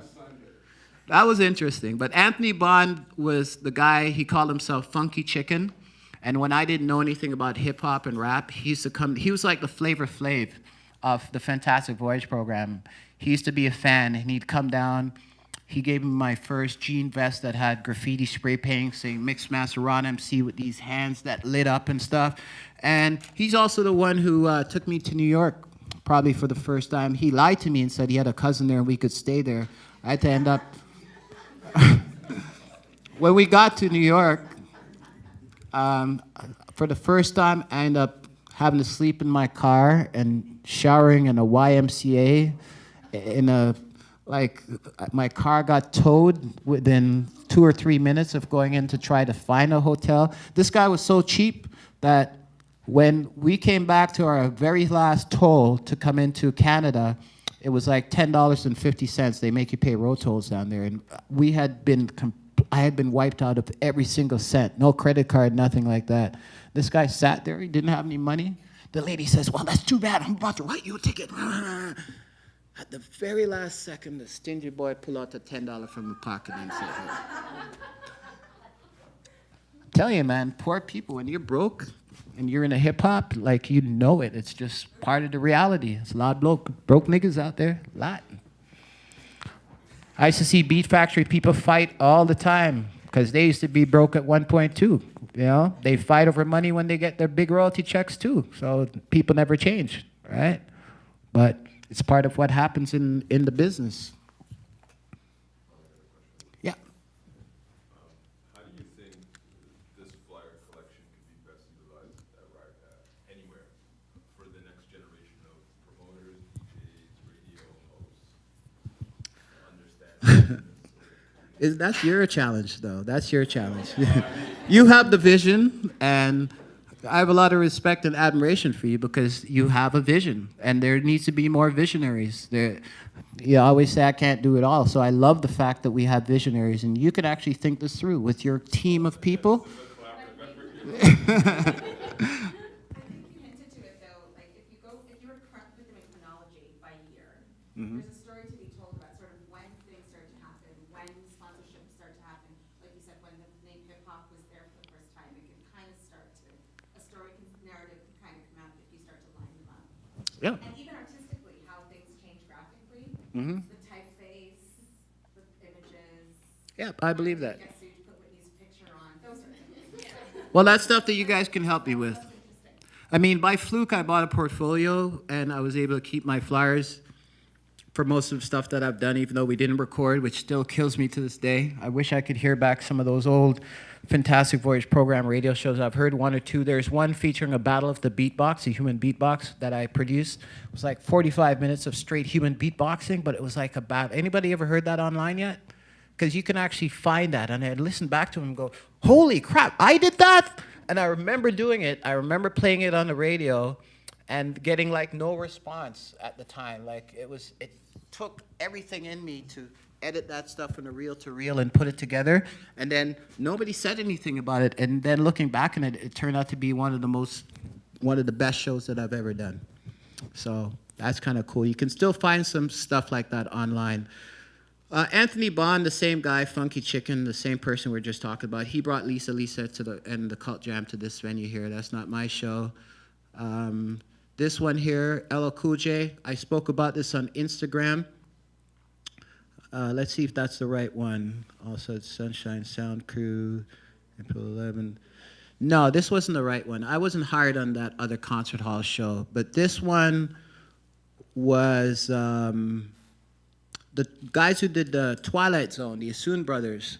Funny enough, they got LL Cool J in the building, and the concert hall wasn't packed for it for whatever reason. There's less than 1,000 people there, but it was a cool party. I just thought I'd bring the flyer in.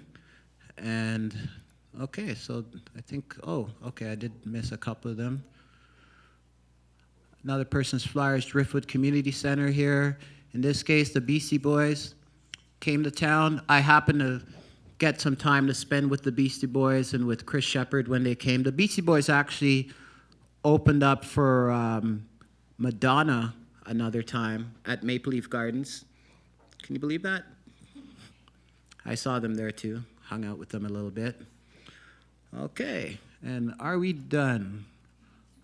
Special events, let's just look at that real quick. Road to Change, that's something I did at the Jane Finch Mall, and it was rammed. They underestimated the power of the radio show and stuff. It was a thing with a good design, a good intent. There's another flyer. Look at it, so many artists performing on there. But typical of Jane and Finch, somebody yelled, "Gun!" And everybody started running. And there was no gun, there was no shot, but the white people that were in charge, the lady, she probably got some reprimanding or whatever for doing what she did, so we never had a chance to go back there again. Back to that green one, if you don't mind. Sure. Mayor Lasman was there. So at what stage were Toronto politics interested? They were never interested. The only reason... Using hip hop or using the medium to try to get a message out to a certain. This is when they probably maybe started to notice that there's value, political value for them to get involved to this extent. That's the first one. That's a good point there. I mean, I don't know if that's a result of working corporately, because the Jane and Finch Mall were the hiring committee for this event, and they basically came to me and said, we would like to put on an event that's good for the community. And we gave them more than what they could possibly handle. But I don't think the mayor being involved was something that I designed. I think it probably came with the package of what the people from Jane Finch Mall were presenting to the table, and they didn't follow up on this anyway. I don't think they're ever really interested in this whole thing. They were just there in an isolated basis. We didn't see any record of it afterwards. I would argue that it's still relevant. Well, I would argue that too. I would find a way of making it relevant. City view on politics. Yep. So let's see here. So AIDS, still an issue in the community, but back then it was something that we were trying to understand. So this is where the government should have, gotten involved, put money and stuff to try and help us curb a problem. Mishi Me, Fly K, LA Love, judges. So what does it say here? Be part of the live broadcast as city's rappers compete for prizes as they rap against AIDS. So again, it seems really like an innocent thing here. It probably was, but. And this one I looked at, I don't know who did this comic. I don't know if anyone here knows anything about it, but I have it. What can you tell me a little bit about it? The Immune Flake and myself is the one what was behind this comic. You were behind this? Oh, damn, what a small world. I had no idea. I just brought it in because, We just do the work. We don't take credit. It's just something what's done. well, you should take credit. No, the credit is for the person who actually, between the both of us, he's the artist, I knew another artist, he knew another artist, and we just started documenting what was actually happening in the dance. You still have a few of these? Yeah, it's on Northside Hip Hop. Awesome. See? Northside Hip Hop again, man. I got to go look at that. I haven't seen it yet, what's there at Northside Hip Hop. So I'm That's like the first one. okay. Okay, I'm going to give you my last little tour because I only missed one folder, and then we'll do the questions. Okay, so I'm going to go through this quick. Because I think this is more important than me talking, man. Like, honestly, I could talk and talk and talk and talk and talk and talk. I'm from the radio fraternity, and I've realized that people don't always want to hear people talk. They'd rather hear the music. In this case, this is the music. So Boogie Down Productions, Hungarian Hall. I brought him a couple of times. Anybody remember Nice and Smooth? These guys try to bring a licensed gun through the border. No word of a lie. That was quite a phone call. Beat Factory's Party. So I helped Ivan out with this one. Let's see who the Beat Factory stars are. There's Mishi Me and LA Love. There's HDV, the pimp of the microphone. There's Dream Warriors, and I believe that's Kenny Crush and crew, Crush and Scad. This is 1990. Same one, I showed you that one already. This one is, you know who that is? Big Daddy Kane. JVC Force, tough crew from Philly. Hardly did anything from Philly. For this one, the police parked a big giant ambulance bus down the street from my venue, and that scared off a few people. I don't know why they did that. Crazy. Jazzy J, this was probably my first concert that I was ever involved in as a partner. And Jazzy J was a hot New York DJ. He didn't show up until around 2 o'clock in the morning. He'd driven all the way from New York City to come to this event, and we paid him $800 for the night. And when he came, everybody was happy. So that's really the beginning. Tried to do R&B shows before, Ready for the World at the Copa Club. I did house music concerts with these artists here. If you know house music, these artists will be significant to you. Mantronics, again, from a hip-hop point of view, these guys is an example of one of the most disgusting points in my history as a promoter, because almost 80 people turned out to this show. I lost a lot of money, and I remember walking away and not paying them and leaving them stranded and not giving a fuck. And the guy ended up, he had one of those credit cards that had unlimited, so he paid his own way to get back home. But that was like, I'm not making excuses. As a promoter, that was a low point for me because I kind of ran away. I just ran off. Advertising for the battle at the concert hall. This was a show again, Rap Attack, Heavy D, Salt Pepper, advertised in Now Magazine, I believe that was. Eric B. and Rakim, Kenny Crush, Concert Hall. You can see again the advertising. I brought up the Cover Girls when they were hot as well. Queen Latifah, the Concert Hall. Also featuring Sweet Ebony. Anybody know who Sweet Ebony is? Sweet Ebony was an artist from Jungle, and when I ran my studio and I was charging $40 an hour, he was my most popular artist in the sense that he spent the most money in my studio. almost every day. And he was a particular producer. It would be like working, and you're just the engineer. He knew everything that he wanted to do, every sound that he wanted to tweak.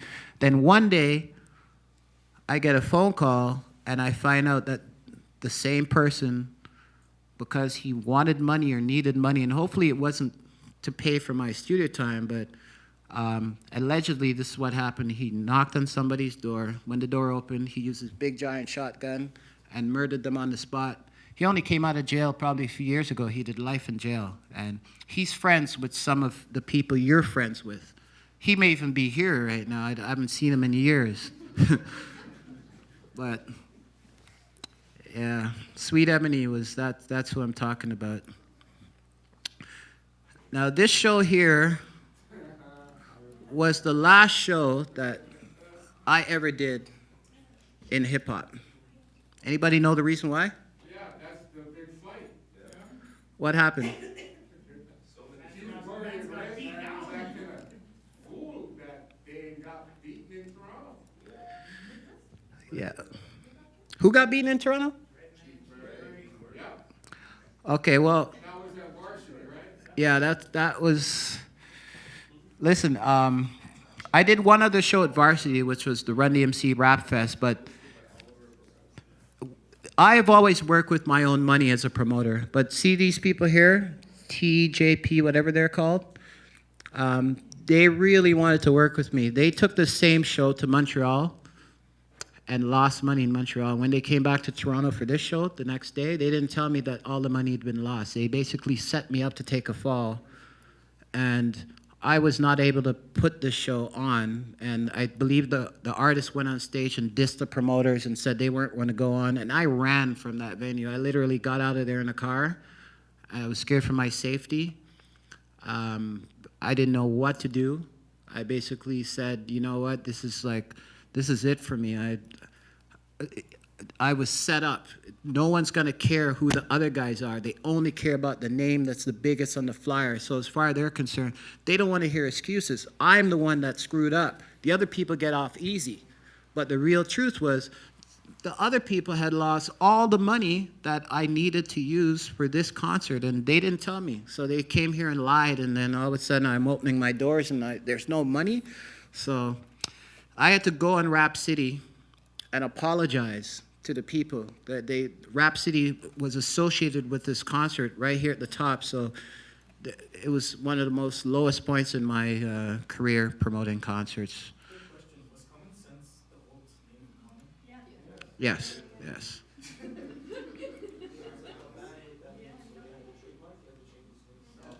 Yeah. So I'll just quickly finish again. Public Enemy, did them 4 times in concert. Ice Cube, again, that's a flyer with Yo-Yo. There's a special ed flyer as we were making it. You can see here Wild Expressions, KGB, Exact Wisdom. These were 3 groups that I had managed at the time. These girls really sucked. It's only because they were pretty, you know. They were awful.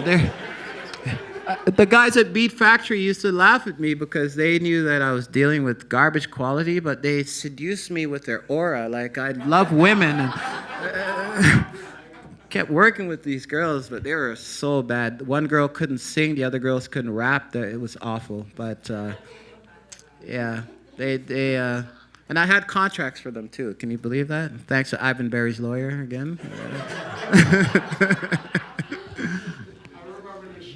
Yeah, Ice-T, Meister Fresh West. Big up Kevin. Anyone know Ice? Kevin Ice? Right. I'll give Ice the compliment of being the only guy during the whole stages of our old school hip hop that was into West Coast music. He's the only one. Everyone else hated it. Did he? Yeah. So, you know, it's funny. It's funny. That's Ice. Yeah. So, yeah. Yeah. Let me just click until I'm done here. Public Enemy. Okay, we've seen those. Eric B. and Rakim, we got to look at that one just for a second. Proud of that one, 1987. And Biz Markie. Okay, and I think that's it. Oh yeah, this is the one I did in America. My only show in Niagara Falls, America. America is not really, or I should say Buffalo is not a good place to do concerts. And this one here was going to be a huge show for me. Big Daddy Kane, Rob Bass, Easy Rock, The Alliance, MC Light, Mishi Me, and LL Cool J. Why didn't I do this show? Anyone know what happened? This is very good historical information. Okay, so this venue is Astrolight. Astrolight mysteriously one day caught a fire and burnt down. And you know the real story there. The very first business check I ever wrote was to Astrolight for $5,000. And after they got my money, the venue burnt down. And I got $1,500 back out of that $500 from the insurance. I got ripped off pretty bad by those guys. So no love for them. And this is the last one I'll show you. This is the last one. I wanted to be the very first concert promoter in Canada to do an official hip-hop concert tour. I got my parents to get me a loan for $75,000, and they were able to pull it off. It was really a mortgage disguised as a loan, which punished me for years because I had to pay that money back the way you would pay a mortgage back. But I was able to pull it off. Run DMC, EPMD, Public Enemy in concert. So that was a really good show. I liked it. Again, there was about 3,200 people there, but 3,200 of them were white people. So that's it. I'm done with my little show here. Again, it's a little non-traditional. I know I'm supposed to be a keynote speaker, but I thought this would be a little more entertaining. I'm a person that's easy accessible. I always answer my phone every day. It's part of what I do. You know, I talk to people, I network with people. So if you guys have questions that you weren't able to ask here and you want to get a hold of me, I'm on all the social media. DJ Ron Nelson, Instagram, djronnelson@gmail.com. You know what I mean? I'm very easy to find. Reggaemania.com is my website. And with that, if anyone has any questions now, I don't know how much time we have, but I'm sorry for mismanaging the time. Yes. I think we can all hear in the room. Okay, there's a mic, he said, so you don't have to lose your rapping voice. So salute, big up for all your contributions as an OG. Kind of cliche question, but if there's a particular song, artist, moment, movie that introduced you to hip hop culture, like what made you fall in love with hip hop culture? Made me fall in love with it. Just being young and naive, and I believe being a person of West Indian descent meant that there was something in me just ready to receive what urban music has to offer. So I think Curtis Blow was one of the first people that I enjoyed watching and listening to. And I was a DJ back then, so I used to play funk music, and it was just a natural transition, man. I felt that rap was significant, and I was drawn to it, and I loved it. And I started rapping, and again, you don't have to be a good rapper to rap, but if you feel the music, then that's just how you're responding, and that's what happened to me. I just fell in love with it, just like some of you guys here. Cool. Thank you. No problem. No more questions? I'll give you a minute. I know I got more questions. Clifton. I remember, man, when I'm worried about this man, okay? I'm worried about this man. Me too. Congratulations, man. Thank you, sir. I remember when you got the Urban Awards and jumped all over Denham Jolly that night. Yeah, I made Denim Jolly walk out, Yeah. unfortunately. He left his phone, too. He had to send his woman back. To Yes, pick he the did. phone up. He did. Excellent work over the last number of years, man. Thank we're you. really gratified to have you and the crew at CKLN back in the basement there. I remember there were those Saturdays where you ended up being Reverend Ron, in terms of you used to give these 2-3 hour sermons at times, especially after some shit would go down. Yeah. How were you thrust into the role of being maybe not just entrepreneur, hip hop, but also social activist in some degree? I wasn't thrust into a role. I'm just a person who is not totally desensitized. And I get that from, again, my mom. My mom sometimes goes to funerals for people she doesn't even know because she gets caught up in the whole story and grieves in her heart. And most of the people we know today would never do that. We're totally desensitized as a community because every day we watch TV, somebody's getting shot or murdered, and it's getting closer to home because it's a big city that we live in. When Clinton Marshall got murdered, it made me feel something in my heart. I felt a sense of sorrow and sadness, and it was only natural at that point in time to use the radio show as a tool for healing. That's what community radio is supposed to be. It's supposed to be able to make a difference in people's lives the way that commercial radio cannot, because commercial radio could not do the things that we were able to do at that point. So I took it upon myself to call this man's mother and to say, I'm sorry, let us do something for you as a community. Can you come down to the radio station in 2 weeks?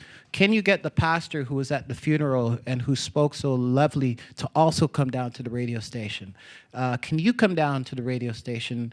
And I ended up being there, kind of just being in the center of it all. And in the end, it turns out to be a good thing. And it came from the heart. It just came from giving a shit, basically, and not being totally desensitized to our own black brothers and sisters getting gunned down or beat down, whatever the situation may be. I'll also credit Public Enemy because in high school, I was a person without my culture. And eventually, because of hip hop, I did what Public Enemy intended. You know, it made me open up a book, literally, and look back into myself and where I came from. And even though it was somewhat controversial, if you guys actually listened to the Fantastic Voyage program, there was a stage where I didn't just play music, but I was playing Farrakhan cassettes. Farrakhan is controversial. You know, some of the things he said, some of what he stood for, but I was so caught up into Public Enemy's message and their association with Minister Farrakhan that I said, look, you know what? Maybe doing some things like this will get black people to look into themselves and look into where they're going and look into finding a direction or finding a meaning. And that's why I did it. It's just something, Clifton, that comes naturally. And I still care the same way today. If I could help make a difference and help heal, and I have a tool like a radio station there, then you're supposed to be an innovative thinker and think about how you can use that medium to help make a difference to people's lives in the world. I was an opportunist to some degree, but I believe that's what community radio is good for. You can do things that you can't do in commercial radios. Ron? Question? Do we have any idea who the first sound system out of Toronto was? When you say out of Toronto, no, that one would be very hard to chart because you have to break it down to the first or the first successful, the first to make impact in terms of sound systems. There were so many back in the days. I don't know. There was Donovan, there was the Doc, there was Maceo. Later on came the Schick. I'm not sure at what point Sunshine was born. There sounds like Tempo, who go back, if you want to talk reggae as well, then we'd have to look into that. That's a good question that I think should be answered. I think when it comes down to it, it's more on the reggae side first, because the influence was pretty much the sound systems from each neighborhood. True. So I would say a lot of it got their big start from Stereograph, which is out of Jane and Finch. And as far as sounds hooking up, it would be Maceo. Maceo was Masonic Temple in the basement. I used to go. Okay, and from there, Maceo and Warren from Sunshine was really good friends. Later on, Donovan Sound Crew Kilowatt came from the West. Donovan, yeah. Right? We had TKO, we had like Schick Dynasty, Powerhouse from Jane and Finch. Yeah, that's when I came around, because I never Right. really did business with the Donovans and the Maceos and the Docs and don't forget all those me. guys. And yourself, you know. Powerhouse Sound Crew. Powerhouse. Right? So as far I keep as, forgetting your Powerhouse, but yeah. you see, that's the thing about the history, because there's people what came from a sound system, what went into radio, and then turn into like mobile DJs. True. And a lot of people, you're a good branch between the mobile DJs and bringing that to the forefront. It just kind of, the evolution of that is the generation next, like the DJ X's and all of the other people what was coming up after that. And then, you know, like us at CIUT, you know, we started Soul Controllers with Power and stuff like that. Then we have the Stray Dogs, we have the Elite Squads, we have like all of these. And radio things. certifies it all too. Yes, That's what I radio mean. brought that together, Yeah. so. Radio gives it its credibility, community radio again, since we're talking about community radio, right? Yeah, but about the sound system, that's pretty much right now we're looking into that because that is the original tastemakers. Yes. Before Well, Ron Nelson. before hip hop, Yes. there was reggae. Yes. and there was a sound system, and hip hop borrowed from it. We know the history. Kool Herc was a guy in Jamaica, but he came up here still as a kid. People misinterpret that whole thing. He wasn't this adult engineer with all this technical experience, but he had seen, he had experienced, and it was in his DNA, so he just had to kind of bring that back to another territory. Anybody else? Any more questions? 'Cause Yeah, Ron, I'm sorry for taking so much time. Oh, it's. I think I speak for everyone. It's absolutely fabulous. I hosted an all-rap radio show in Vancouver from 1989 to 1991 at CITR at UBC. And in that first year, I had trouble meeting my CanCon quotient. And I was wondering if that was an issue that you had to deal with or struggled with, and if you did, how did you get around it? Thanks for reminding me about all those days. So what he means by that, by people who are not in radio, is that in Canada, radio is governed by the CRTC, and they, for the sake of trying to promote Canadian, they force, not a better word, they force broadcasters or radio stations over a 24-hour period to play a certain percentage per hour of Canadian music, which means the music has to be produced here or it has to feature Canadian artists, made in Canada. They have that MAPL stuff. And in the beginning, it was so hard. We used to try and cheat all the time to play Canadian. Canadian music was like, that's when people would turn off the radio because you're playing Canadian stuff. Who wants to do that? The quality was crap. The reason why the quality was crap is because, again, there weren't anybody here who knew how to make a good hip-hop sounding demo. The engineers here were used to producing rock. You don't produce rock the same way you produce black music. You have to cheat. You have to do different things and tweak different things, different ways to get the sounds that we do. So it was so difficult to find content. I think some of what we did is we use unpublished material to make up for some of the Canadian stuff, so stuff that wasn't registered with SOCAN, rappers freestyling at home, or a recording of something local or Canadian. But when we did play the Canadian stuff, yeah, it's bringing back memories of stuff that just didn't belong because it would be the weakest part of your whole entire... It sounds like I'm saying something mean, but that's actually a good question if you want to trace the advancement of the whole scene itself. It hurt back then. And I'm trying to give love to my Canadian artists. That's why people like Mishi and Maestro and Rumble stands out, because they were some of the cream of the crops. But if my boy comes down, he's got all this passion and enthusiasm, and he's got his demo, as a community radio station, you're supposed to take the hit and play that anyway, because guess what? That might make such a big difference in that person's life. Even if that first demo is not good, being on the radio back then was the most exciting thing for an artist or a sound. That's where you can bust. So even if your stuff isn't that good, guess what? Your friends and your people are gonna say, yo man, I heard your stuff on the radio. And then it gives you an opportunity to get better. So it was good. The CRTC, it's an ill thing that they force broadcasters to do, but I think it has a good purpose, because it can kind of allow you to get away from your prejudice as a selector or as a programmer, and you have to play stuff sometimes that you don't necessarily like, but guess what? Other people may like it. you know? So you have to give that a chance sometimes. But good question. I like that. Like questions that make me think. Anyone else have another one like that? From being surrounded by such like really big names and whatnot during your time, do you have any suggestions for new artists coming up, or anything that you could suggest that you've seen other artists have done or failed at or succeeded at that we can actually learn from now? For new artists coming up, do I have any suggestions? I mean, my only suggestion is to have a work ethic that exceeds your competition. I believe hard work can get you success. Because like I said, nobody branded Ron Nelson Productions. We only did it because of hard work, and we outworked anybody else that was trying to. When I started doing that stuff, Sunshine was running the streets. And the only advantage I had over them was being on the radio. But I had to promote the streets in order to get that same respectability. So if you're an artist, outwork your next person.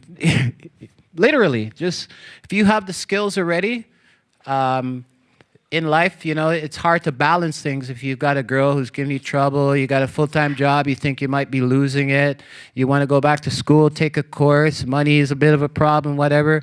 It's hard sometimes to focus on being an artist and still keep it in you to have the drive to not be stopped and to conquer. But that's my vision, is that if you work hard, you will become successful. And that's been my motto for a long time. I used to say, be happy, optimistic, and work hard, and you'll be successful. And I started fake smiling and fake happiness, and the optimism became actually a reality, and it makes a difference. Just don't be lazy. In Canada, it's easy to accept being second, okay? If you go to America, they'll kick your ass.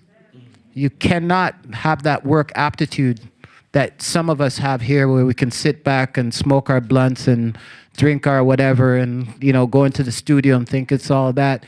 You need to actually approach things from a business point of view. And I would also suggest you surround yourself with, it's one of the mistakes I made. Like I said, I remember the concert hall owner's wife. She sat down with me and said, Ron, you have to do your taxes. And I said, what's that? And when she tried doing them, it was such a big, tangly mess. I had spent hundreds of thousands of I didn't even know I spent that much money. I was just a kid doing what I was doing. And looking back, I could have saved a hell of a lot of money if I had a bookkeeper mindset around me, or someone who was an accountant, or a big brother who says, Ron, I've been there before. I know what you're doing. Let me help you. So if you're an artist and you outwork your competition and you have good people around you to offer you guidance, doesn't have to be a manager. It could just be someone just with a little more experience than you. Use those things to help you.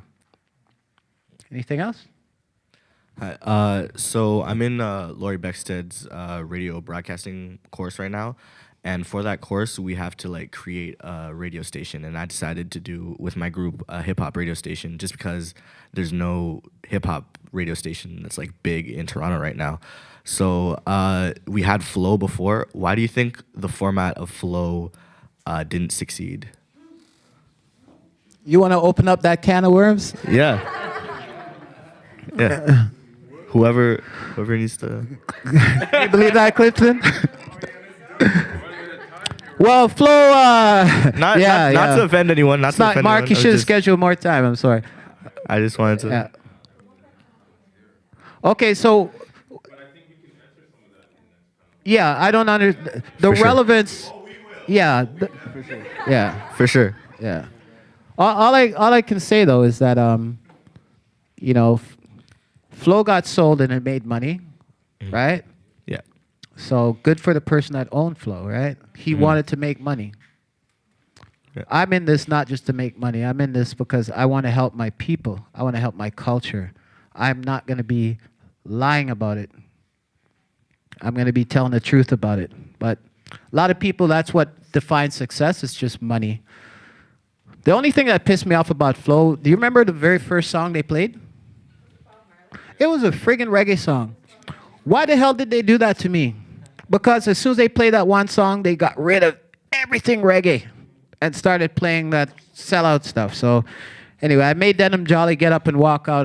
And I think from that day, he blacklisted me from commercial radio. I can't prove it. But that's what happens when you're outspoken like I'm the most outspoken broadcaster in the history of non-commercial radio.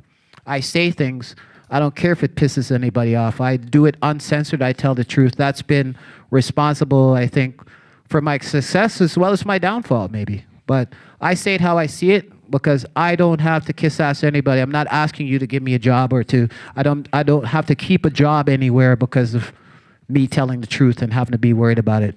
So maybe 2 more questions then, out of respect for having to move on to the next panel. I'll try and keep the answers short. If we have any more questions, I'll take 2 more. If you've never asked a question before, maybe it's a good opportunity. If there are no more questions, then we can just call it a day. Okay, so Mark? Thank you.